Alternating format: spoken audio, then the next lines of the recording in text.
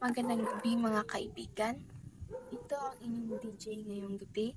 TGI, handog sa inyo ang isang kwento na puno ng pagninilay at paglalakbay. Paglalakbay ng puso at isip, paghahanap ng tamang landas sa hinaharap. Bilang isang mag-aaral sa ika-12 baitang ng Strand, ako ay nasa yugto ng buhay kung saan malapit ko nang harapin ang isang mahalagang desisyon. Ang pagpili ng kurso sa kolehiyo. Sa simula pa lang, tila madali lamang ang sagot. Nung ako'y bata pa, malinaw sa akin ang pangarap kong maging guro. Sa paningin ko noon, ang pagtuturo ay isang marangal na propesyon, puno ng inspirasyon at pagmamalasakit. Ngunit, habang lumilipas ang panahon, nagbago ang aking pananaw. Napukaw ang interes ko sa pagiging flight attendant.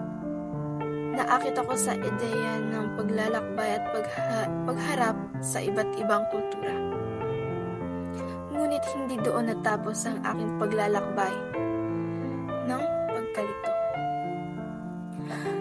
Dumating ang panahon na pinag-isipan ko rin ang kursong agriculture, major in animal science, dahil sa pagmamahal ko sa hayop.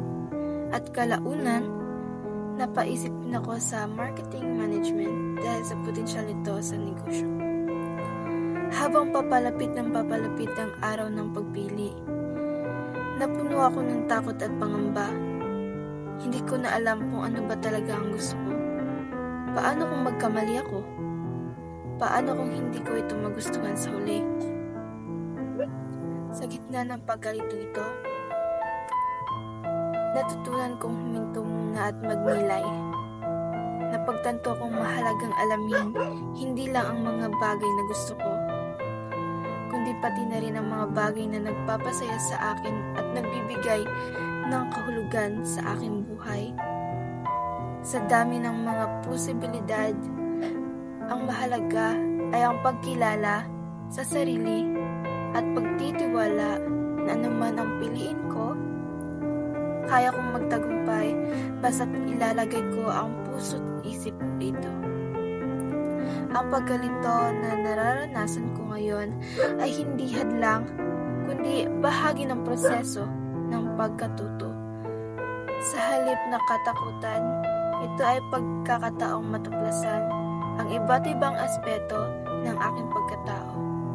Sa huli, ang desisyong ito ay hindi lamang tungkol sa pagpili ng kurso, kundi tungkol din sa pagpapanday ng landas patungo sa hinaharap na ako mismo ang lilikha.